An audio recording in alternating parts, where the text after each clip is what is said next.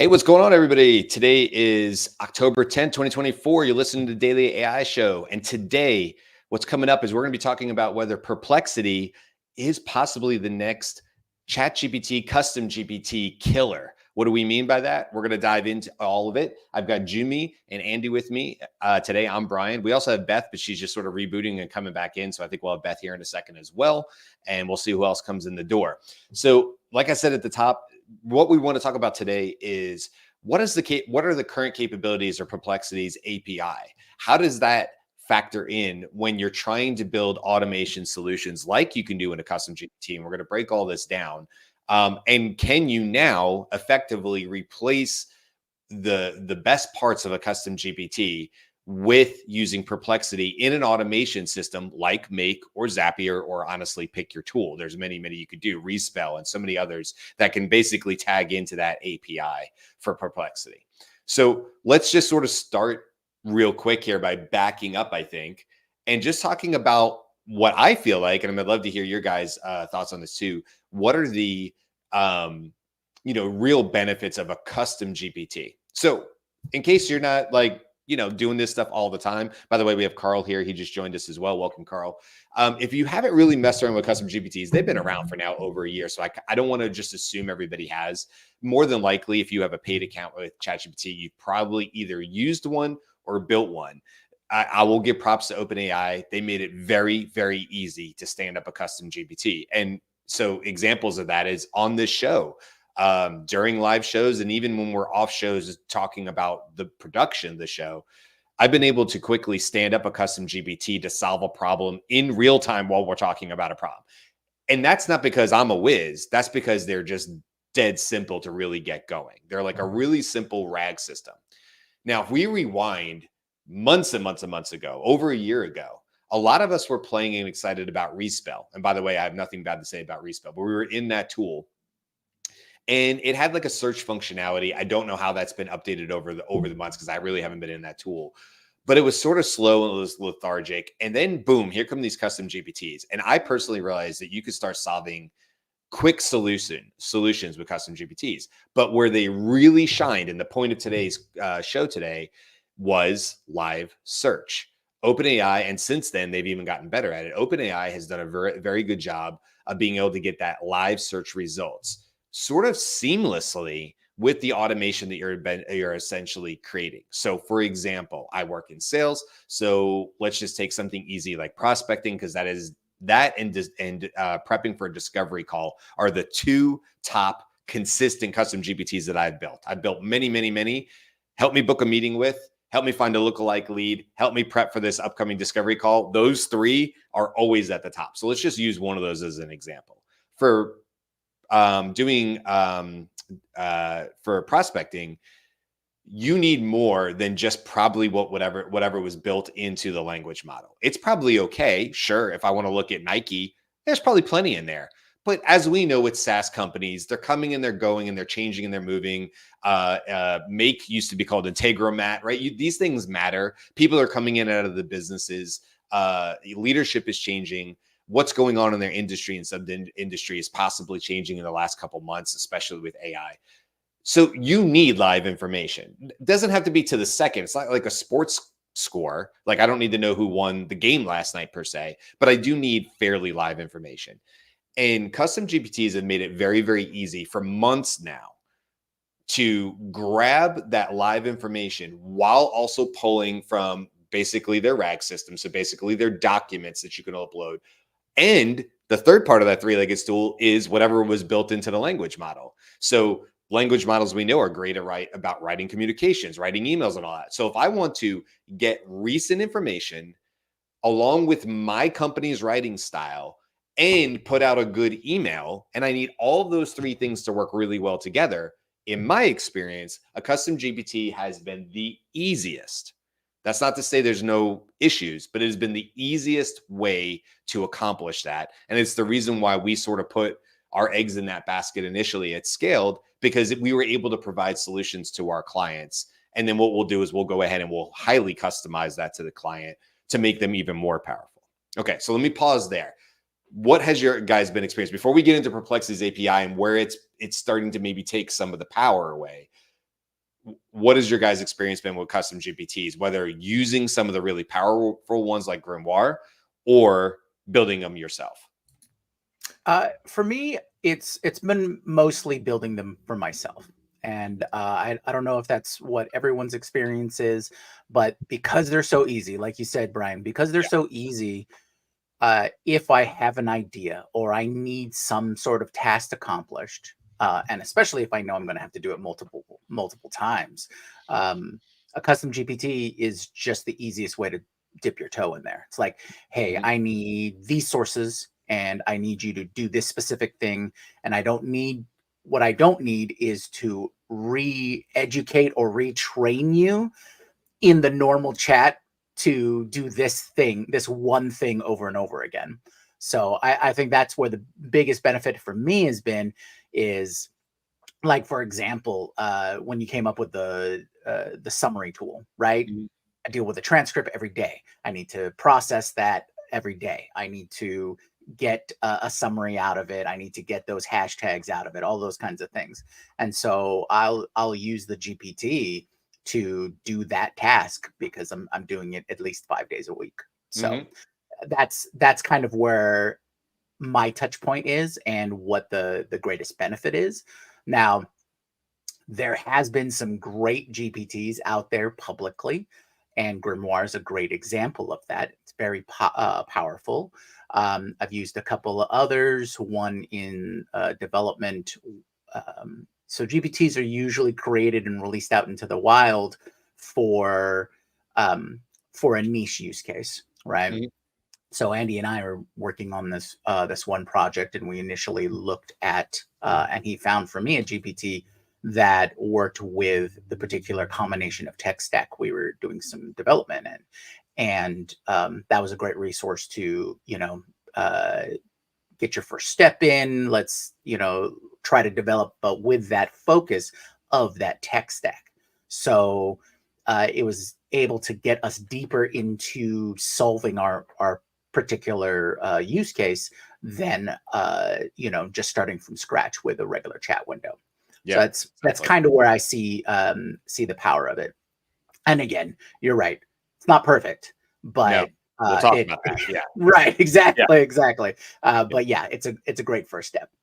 So before we get into like why it's not perfect and why you might want to start thinking about something like Perplexity, because there are some good reasons for that. There's also some bad reasons why you wouldn't want to do that. That's what we want this show to be about, is to help educate why you might step away and why you might stay. And there might be 5 reasons why you stay and 5 reasons why you step away, or use cases, I should say. It doesn't mean you just totally abandon one for the other. But before we do that, real quick, Carl, Andy, custom GPTs. I know, Carl, you kind of do more stuff with the API. Andy, I know we've certainly talked about it. Do you lean on custom GPTs for any sort of like live search, anything that would be beyond what's currently built, either A, in their RAG because you put a document in there, or B, it was already trained into their data set? You just two. I use it for two different things. Well, the RAG part, well, personal and for clients. A lot of the clients we use it to build. If they don't, ideally we build it in their own platform, so we build it for them using their account. But we built a lot of co-pilots. So like Mm-hmm. what we've done is interviewed a whole bunch of people in the company, use the transcripts, clean it up a bit, and then use that company profile, anything else as the kind of knowledge source, and then add supporting docs. And then that way, that whole thing becomes a co-pilot for the company. Don't think we could replicate that using Perplexity or Make or Zapier. It just wouldn't make any sense to do it that way. Mm-hmm. And then there's always very specific tools, right? It's like, oh, this company needs an RFP tool, a lot of proposal tools, right? It's like we submit a lot of proposals for whatever the reason. So Yeah. they just need something that would either write the proposal or ask them a set of questions so then it can create the proposal. And here's an example, and then away that goes. And then if there's any issues in terms of search, if they need search capability, which custom GPTs already have, but if you need something even more robust, there's also the function feature that we can just code in whatever other functions they need, especially if they need to connect more to Google Docs or Teams or whatever else. That function is, we just build, you can just make a connector. So what's really interesting is the use of a GPT. If there's anything we can't do, we would just then go use the Assistance API, which is literally the same thing, but we can build it outside and then add any other components to it if people don't use ChatGPT or anything like that. So that's part of our digital assistance offerings. Like, okay, we can build it that way. We can, pure custom digital assistant, third party, but that has been an option for a couple of clients too. Yeah. And you mentioned the assistant. I'm going to get to Andy, but you mentioned assistant. That's part of the reason we'll talk about Perplexity's API, because something you just have not been able to do with the assistant. The reason you would use the custom GPT is because it's, well, in my opinion, blazingly fast when it comes to just pulling in recent research. You're not really going to run into an issue with it pulling in data from yesterday, from the internet. It's doing basically a Google search, but it's doing it pretty efficiently. But Andy, real quick, before we get into pluses and minuses and why we're talking about Perplexity as maybe a possible alternative, what has been your experience real quick with the custom GPTs? We'll start there. Yeah. So I built a number of custom GPTs for various functions that I perform, in my own personal life. And also, for example, I'm working on a nonprofit tax return right at the moment, and I use custom GPTs to assist me in the collection and processing of a lot of the information that's provided me in raw form.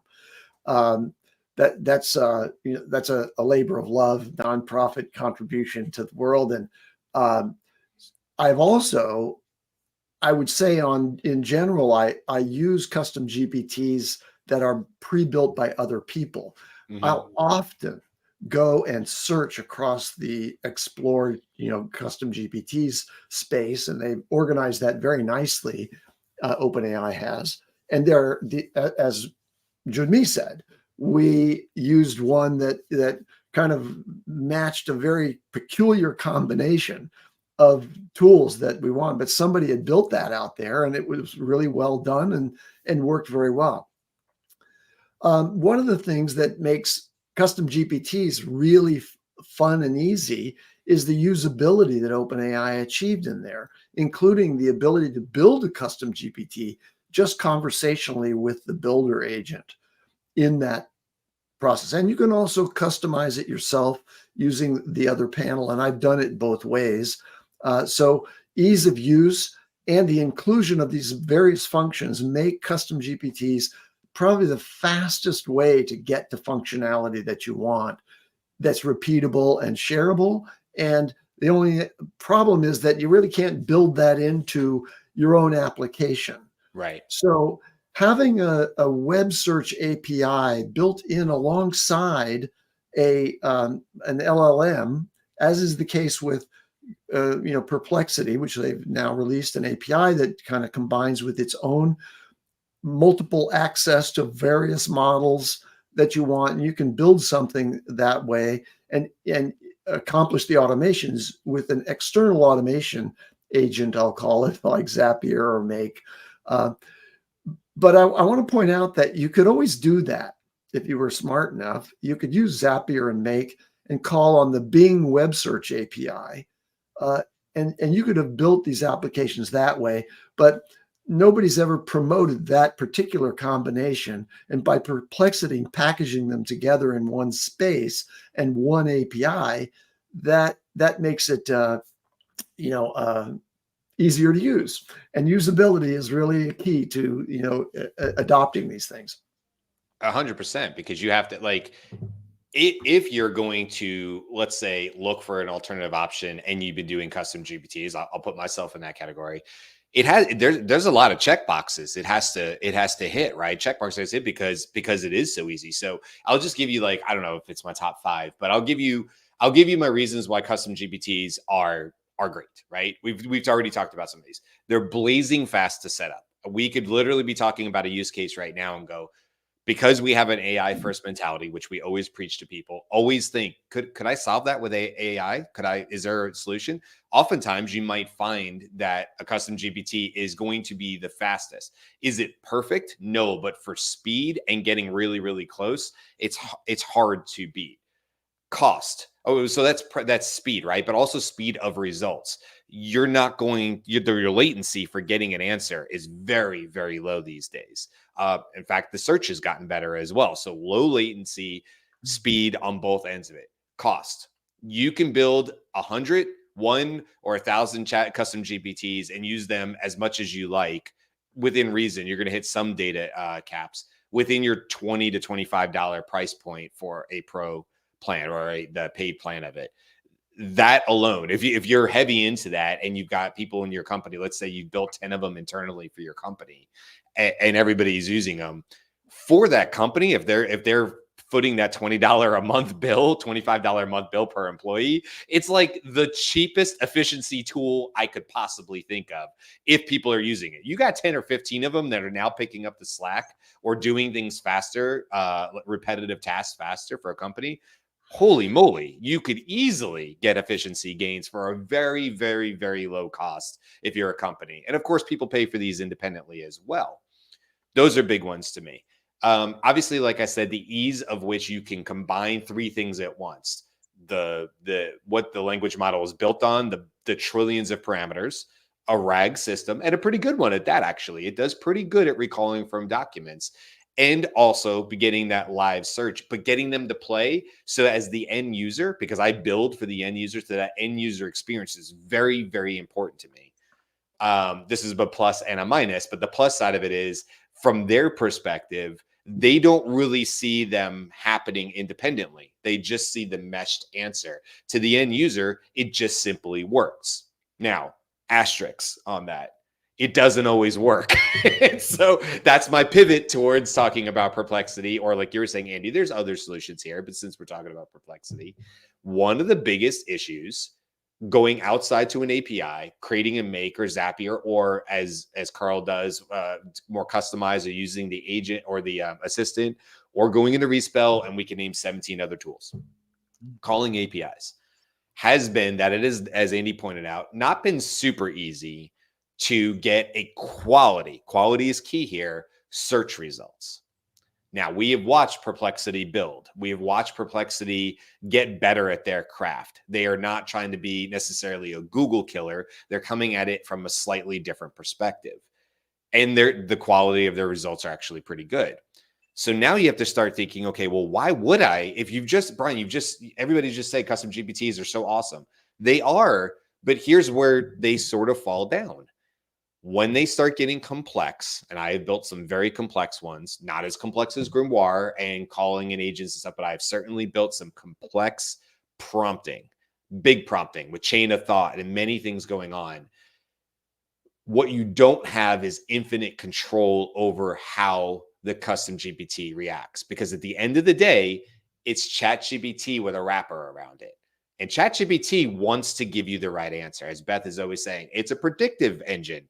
It's going to make you, it wants to make you happy. It's going to try its best. And even when you have exactly what you wanted to do, and you wanted to stay between this lane and go no further, you will oftentimes find, that if I deploy this to a company with 30 people of that company using the same custom GPT, we will oftentimes have 30 different experiences using the exact same custom GPT because of memory. I can't control what people have built into their memory, and that affects it. And because of other reasons that are outside of my control. And so as somebody who's trying to perfect that end user experience, it can be insanely challenging, beat your head against the wall challenging to provide a repetitive, consistent, high quality user experience. Because sometimes ChatGPT wants to go off on its own and thinks it knows better than the person who created it. And that's problematic.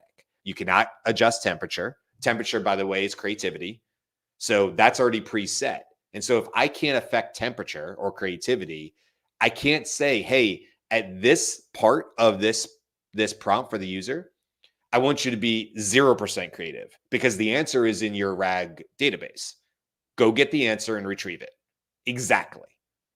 But the next step, I want you to go be super creative because we're writing a communication, we're writing an email snippet or whatever. So I want you to be not creative here and I want you to be creative over here. That gets very complex, and custom GPTs, at least in my experience, and I've built many, many, many, is not great. This is where I feel like the pivot point is for where you want to start looking at something like a Perplexity API.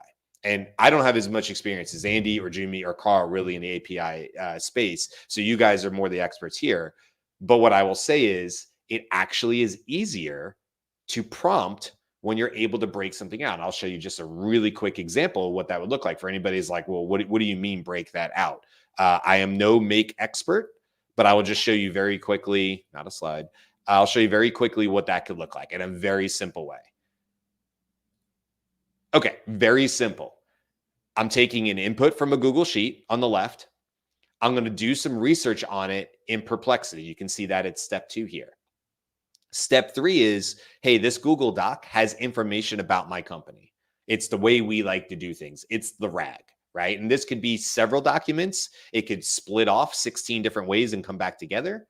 Then once I have the information about the company in step 2 from Perplexity, which has done all the research on the company, the people who work there, what the sub industry is doing, what trends are, with all that stuff, right? And I combine that with what's going on in my company and what I need them to know about my value propositions and how they associate with their pain points in this example. Then we use Custom GPT to take that information, those inputs, and do something with it. And we output it to a document. Very, very simple example here that certainly can get way more complicated. But this is where you start to have a little bit more finite control. This is where you can say, I only want you to do this or that. And in my experience, I found that the prompting gets way simpler because you're breaking it up into chewable pieces that have one specific goal. Do this thing. And then I'll tell you in the next step. Here's what you lose on it. Speed. Your latency goes up. You're going to sit there for 30, 45 seconds to get the same comparable answer that you do with a custom GPT. But what you lose in latency, you get in reliability and repeatability of the quality of the answer for the end user. So now you've got, okay, what do I need? Speed and latency, right? Low latency, or do I need consistent quality? Now you're starting to think, okay, which direction do I want to go? And the answer probably is going to be build it in both and see which one works better, right? You repeat it over in a make or something like that. Okay, I've talked enough. I'll add please, to that please. Flexibility. It adds flexibility because now if it turns out that a custom GPT is not exactly what you want, and there's a new model over here that does better at that step, I can just plug that into that make chain of action that you created. So you can alter and enhance and improve a lot more readily than you can go in and you might have to recreate a custom GPT in order to add some functionality that you wanted to, because they're not that flexible. I want to make another point, by the way, which is, we're noting that real-time, up-to-the-minute web search, which Perplexity offers, which Google offers, which Bing offers, those things are essential to certain applications of AI. And what's odd is that Google doesn't provide a search API. You can't get raw search results from Google via API. They have a Google JSON API for creating a custom search on your website, but only against your website. And that's the API they offer. And strangely, even in Google AI Studio, and Carl, you'd have to correct me if I'm wrong about this, they don't have a web search function in the Google AI Studio. You can't use Google search within that Google AI Studio if you're building an application. That's what Perplexity told me. So that could be that there's a bias at Perplexity about what Google can and can't do. But anyway, Carl. I'm not sure. In Google AI Studio, I know I was talking to a Google product manager like several months back, and I remember the conversation is, hey, if I wanted to build this, he's like, oh yeah, I just use this, and I can't remember what specifically he said to use to be able to connect that to Google. But I have seen people use there's a couple function calls that they've been able to connect. They're like, oh, this was back when GPTs were first introduced. There's a couple function calls that they were using to connect it to use Google search rather than Bing search. So they were doing it that way. So that was the only thing I can think of. In terms of Perplexity and using that as an alternative, I think I just find it depends on the use case. It really, really depends on like what specific thing said, what the individual use case is, what the company use case is, what the team use case is, because there's so many ways, right, to build certain things to make the certain outcome, whether it's using an automation tool, whether it's going to custom GPTs, whether it's building something custom. So it depends. It so depends. And it so depends on what the expectation is too, because if the expectation is this one way, very, very precise, versus another expectation, which is, hey, it's good enough, then two very, very different expectations, then we also take that in consideration when you build something. I think the only thing that we found over the past couple year and a half just doing this is when you build something for a business or they build it themselves, they kind of have to understand how to build it. And I think that's the one flaw in the make and Zapier system, is that the only group that can actually fix anything is us. So when this company wants to do this, and they're like, hey, I want you to scale this, it's like, we can do it, but because no one in the company really uses or sometimes uses the tool, which is good for us. But at the same time too, there's just some things you're like, oh my God, if they can only do it themselves, it'd be so easy to just make that flip. But like, we have to do it. So I think that's an interesting piece. And there's some things that like we've built in the past that when GPTs came out, it was like, oh, we don't need to do that anymore. So I'm always curious to see what are some of the automations that have been built, or these functions that may or may not get fixed with something else that comes down the road. I'm not sure. But if you're looking for up-to-date web search, it is true.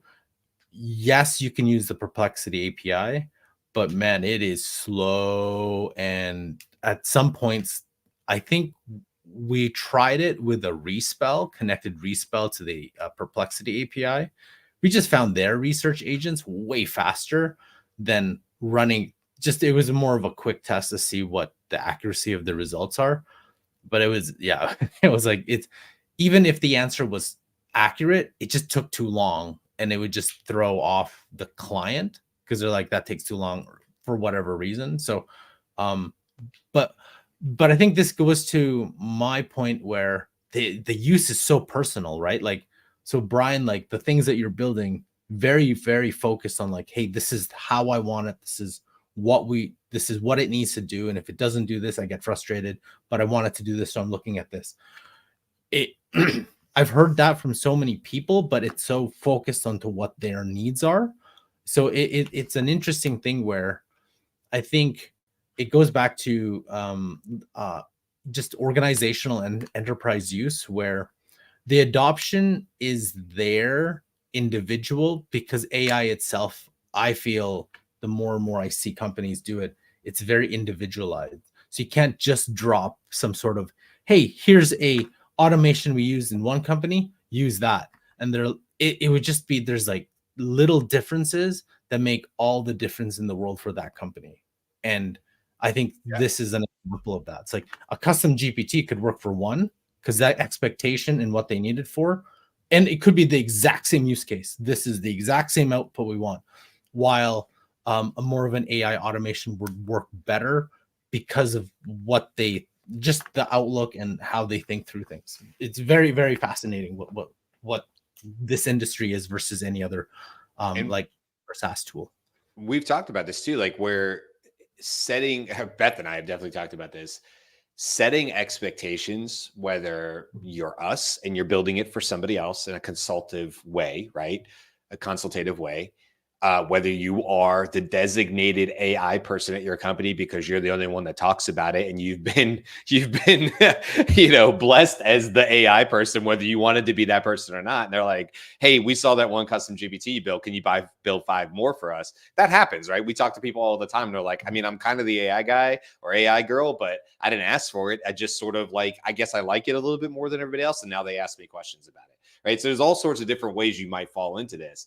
But setting expectations with AI is so different than anything else I've ever done because of the predictability of the consistency, I should say, not the predictability, the consistency of results. Take anything else that you've built in the past. If it was an Excel spreadsheet and you were a whiz at doing Excel formulas, concatenate or whatever, once you build it and you get rid of the first couple bugs or whatever, even though humans are somewhat unpredictable, more than likely that thing that you built is going to reproduce the same quality result over and over and over and over. It's a math problem. It's concatenate. It's left adjust. It's whatever it is. People have built some really amazing things in Excel, and they work. They work over and over and over again, unless there's some sort of weird bug or there's an update in Microsoft, right? And those things get fixed. But you don't really have to like educate the end user. You just have to explain usually once, this is how you use this feature, this function, this tool,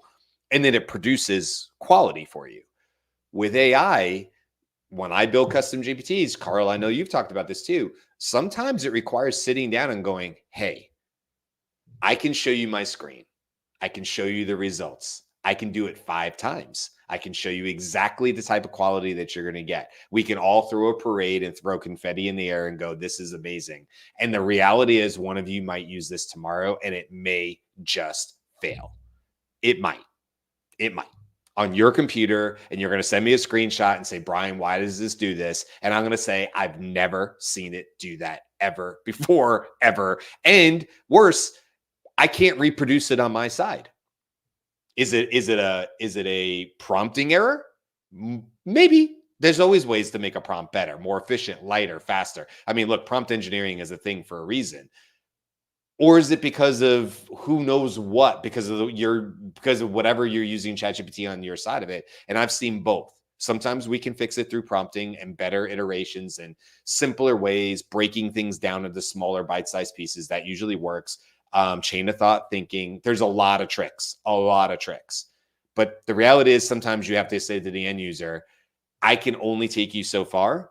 And the reality is it may not be as good as your coworker sitting wherever, remotely or literally next door to you in a cubicle or office. There's a possibility you guys will get 2 different quality answers. And that is a tough pill to swallow, especially when you're producing, you're being paid to produce a result, right? Now I'm obviously talking about my experiences doing this. So, but to your point, Carl, what does the end user want? Speed? Do they want some variance in there? Or does it have to be the same pretty much every single time? Well, the reality is once you introduce a Perplexity or a ChatGPT or any of these, there's going to be variance in there because it's AI. So there's going to be some flexibility in there no matter what you do. But you're right, Carl. Are you okay? Is it the type of results you get? And it doesn't matter if it takes a minute because you're not doing it 1,000 times. You're going to go research this company once. Who cares if it takes 2 minutes? You're going to use that information now 13 different times. Or do you need something really fast because you've got a call in 3 minutes and you need a quality answer? That's probably not going to be the answer for you going through an API. You're going to be sitting on it. I have a question for you, Brian. My experience is that even if there is variability in the response and it's not perfectly consistent, generally the response is sufficient, meaning it's a good response. It's just qualitatively, or maybe not even some quantitative degrading of the quality of the answer, but it's generally really satisfying whatever comes out. And I wonder, the question to you is, Can you think of some examples where it was just garbage and you Yeah. and you got complaints from the clients Oh because yeah. of the quality of that response? For sure. Yeah, for sure. Because what ultimately happens a lot of times, the custom GPTs I build for clients, again, because we want a great user experience. If you're using, if we build them internally and we build custom GPTs, I will very quickly bail and restart a custom GPT if I see it going off track just a little bit, because I don't care. I'm like, whatever, that's going down the wrong path, restart. And that usually sometimes will fix it. But you can't expect users to always know all the tricks of the trade, right? So what I have found in some cases is, despite it being very hand holding, despite it saying this is the next thing we're going to do together, sometimes, like the old Bugs Bunny cartoons, it takes a left turn at Albuquerque and it starts deviating from the structured path. And I have definitely seen results where clients have screenshotted or shared the actual thread with me. And I'm like, what is it? What is it doing? And I can see what they put in. And I can say, yeah, that's kind of exactly what I find, though, Andy, just to answer the question, is it usually happens at the very beginning. The very beginning. Like if it's task 1 or subtask 1 or whatever that trigger was, user will give you this and then you will do that, right? With it, that kind of thing. So like, what is the company you want to research? I input Nike, right? Or whatever. I find that if in that very first one, it feels a little off, bail and restart, and it typically will solve the problem. If you don't, it's like 2 lines that are almost parallel, but this one's a degree off. And so when you start, they're here, and when you finish, they're here because they're a degree off, versus having them run in parallel. That's the best I can explain it. So yeah, I absolutely have. But that's because I'm trying to control a custom GPT that wants to be your buddy, your pal, and help you through the process yourself. And I'm saying, be rigid, which is really not its designed way sometimes, right? So I'm trying to force it to act a certain way and not to put a personality on it. But ChatGPT is kind of sometimes 2 fingers in the air, 2 middle fingers in the air. And it's like, I'm going to do what I want to do. And I'm going to try to help you this way. And that can deviate off the path that we necessarily need to get a structured answer. Because so many of the custom GPTs I build, the results of the previous subtask are dependent for the next task. The next task is dependent on the results of the previous. So you can see how quickly something can deviate off path. If the first answer is a little off, by the time you get to the 5th one and it's supposed to be building off of all previous results, it can be way off. Way off. And then you Got get it. Thanks for that explanation, because it clarified in my mind that what you're talking about when you talk about these deviations is related to the sequence of instructions that you've provided in your prompt. Because you wanted to follow a certain methodology. Correct. And so that instruction tuned LLM knows how to follow instructions, but it also has some variability in the way it will follow those instructions. And I've had that same experience. I've built some custom GPTs that for an unknown user, it's supposed to go through this set of steps in a certain sequence. And I have no idea whether it did that reliably or not, because I've seen it go afield in my own interaction with it. So I get what you're talking about. Yeah, 100%. Yeah, don't forget too, here's the last thing I'll say, because Carl, I know you got it. The last thing I'll say is, don't forget too that if you're using a custom GPT that has sort of subtasks, like I give it to a client, I'm like, this is how you use it, and I train them and all that kind of stuff. What I always remind them is, let's say after task 2, like for instance, research this company, step 2 of that. Now, would you like me to look at what the trends are for a particular job title? Let's say I broke that up into 2 different tasks because I want ChatGPT to do independent search for each of those. It's better than if I combined the 2 and said, go look up this job title and also go look at the sub industry. No. Those are 2 separate things. And I might want you to look at 6 different websites for each of them, right? So 2 different things. But what I was going to say is, don't forget, if the user, the end user says, hey, I have a quick follow-up question on that. That's correct. That's exactly how custom GPTs work. But in my mind, what you've done is say, oh, pause. Hey, ChatGPT, go be ChatGPT. And it can be tricky to get it to say, now go put your custom GPT hat back on and focus. because sometimes it just wants to be ChatGPT. Same thing happens at the end of a sequence. It will continue as a typical ChatGPT interface. And sometimes that's good and sometimes that's not. Go ahead, Carl. You're on mute. I would also say that a lot of the stuff, when you look at the instructions we're providing, I just don't think it has enough reasoning that it doesn't have enough, like even if you say think through it, it's not really thinking through it, right? So like, I'm curious to see if you can apply like O1 into That it would be to nice. see what would that be. But the thing is though, would it be longer? So your latency suddenly goes up. Sure. Your answers are more correct, but how would that impact your whole workflow too? So Yeah. curious to see, as you know, GPT-5, GPT Next, O1, any of those things get applied to custom GPTs. What does that mean for? It'd be interesting because imagine like tomorrow be like, hey, we're allowing GPTs, you can choose which model. I'm sure you're going to go back and be like, okay, let's see how the new O1 model impacts my entire workflow, or I have to rebuild it because it takes too long, because each step now takes like an extra 30 seconds, 20 seconds, 5 minutes, whatever. So curious to, have you also, I don't know if you have if you use Claude, have you tried some of the things? Now I know Claude projects can't be shared, but I'm curious to see if some of the things that you've done can apply in Claude, and maybe the reasoning is just a little bit better there. I'm not sure. Love Claude. Can't access the internet. Love Claude. Oh, okay, But so you run into the exact same problem, right? You run into the Yeah. same issue, is that, and that has been the big deal with it. And that's exactly why I want to have this show, because so many people are trying to build solutions where having real-time access to internet data, maybe up to the, maybe not the minute, but maybe you do want it to be able to pull in from a Twitter feed or something like that, is important for the use case.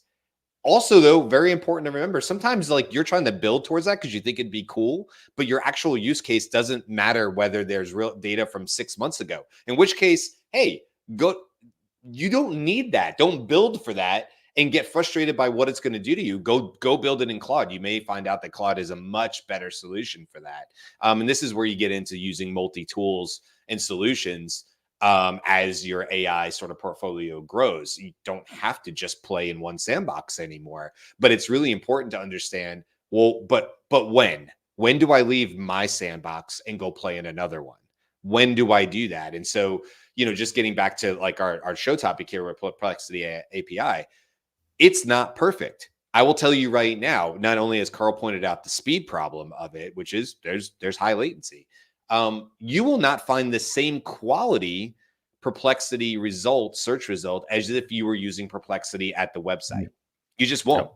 This is all over Reddit. In fact, if you want to have fun with it, go ask Perplexity what the problems are with its own API, and it will do a search result and tell you from Reddit what the problems are. And people will say, if I need up to the minute, almost like a stock ticker or a trade ticker, it's not great at that. Not in the API. It just simply isn't. So if that's your use case, probably not the right tool for it.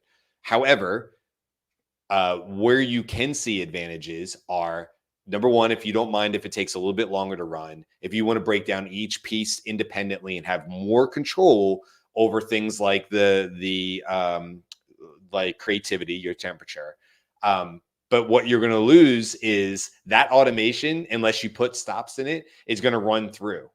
So if it has an issue at step 2 in make, and you see your result, you go, oh, that's not right. But you just spent a minute and a half getting a wrong answer. ChatGPT, in a custom GPT, you're not going to necessarily run into that. You can course correct immediately after certain steps in there. You can build that into automations, but it's a different way of going about it. And sometimes people want to be part of the process, and sometimes they want a magic potion. And they want to say, I want this to work immediately every single time. And do not ask me as the end user whether I'm okay with what you've done so far. Back to what you said, Carl, it really depends on end user. What do you want this tool to do? And what are you willing to sacrifice? Because there will absolutely be sacrifices to get the type of results you want. And that ultimately, if you're providing a solution or building it for yourself, is going to help you decide, where should I be looking for this solution? Is it Claude? Is it an API? Is it the assistant, the agent? is it just a simple custom GPT, because it'll get the job done quickly, and I can probably build it and deploy it in the next 30 minutes. Right? What else? Anything? Any other thoughts on that? Otherwise, we I can think leave that's it a there. good wrap up of how, you know, you can approach it in like whatever your business use case is. You know, you identify how complex something is. If you're looking for early ideation, you know, an MVP, custom GPT seems to be the answer. Yep. The more complex your end result's going to be, or the more sophisticated you want the experience to be, that's been identified. And you know, finally, if you need to be platform agnostic, you're going to lean towards the API side as opposed to a custom GPT. I think that wraps it up. Yeah. Nice. Anything, Andy? Were you about to say anything or no? Nope. Good. Okay. Well, we'll leave it there. Look, hopefully this was helpful to you. If nothing else, hopefully when you're thinking about this and you're thinking about solutions, I agree. Probably to test out an idea, an MVP, custom GPTs. I would start there because it's going to be so blazingly fast to test out different ideas and prompting. You can always break it out into the API and test it on that side too. I do agree, though, a custom GPT is super quick. By the way, if you don't need search, also same thing in Claude. So just not to say it's one tool over another. It just really depends what you need to get out of the other end of it. So hopefully this is really helpful. Hopefully this helps you out if you're building yourself. Tools like Make are fairly easy, although I will tell you, like as Carl kind of said, you got to drill down into 16 different drill downs to get to where the answer is. It's not visually super easy to see where the answers are and stuff. So you do have to have a little bit of know-how. Same thing with Zapier. They have their own little ways of doing things. So, you know, if you do play in those spaces, you do have to have a little bit of know-how, and it's not super easy to just hand off to somebody else and say, oh, it's easy, go fix the prompt. You're going to run into issues with that. Okay, that's it today. Happy to be back after, I know I didn't mention at the top of the show, but Hurricane Milton. I hope anybody else in that path in Florida is safe and well. It was a very late night last night, very high winds in my house, but the house is fine. No flooding, no issues, but can't say the same for everybody else around the state. So if you're affected by Milton, I hope you're doing well and your family is safe. We will be back tomorrow, but truthfully, somebody help me out. What are we back? Notebook LM. I see it here on my screen. It tells you I've been out this week. Notebook LM. So lots of use cases. Notebook LM. It's been in the news, the AI news a lot. And as Beth was saying, there's even more that it can do. So we're going to get into that tomorrow and learn about another tool and kind of deep dive into it. So thanks for all the comments. Love it. Sign up Perplexity Pro. People talking about it. Challenge. Jude says challenge accepted. So lots going on in the comments as well. Thanks, everybody. We will see you again tomorrow. If you want to learn about all the cool things you can do with Google's Notebook LM, make sure you come back tomorrow and hang out with us. Until then, have a great day, and we will see you. Bye. Aloha.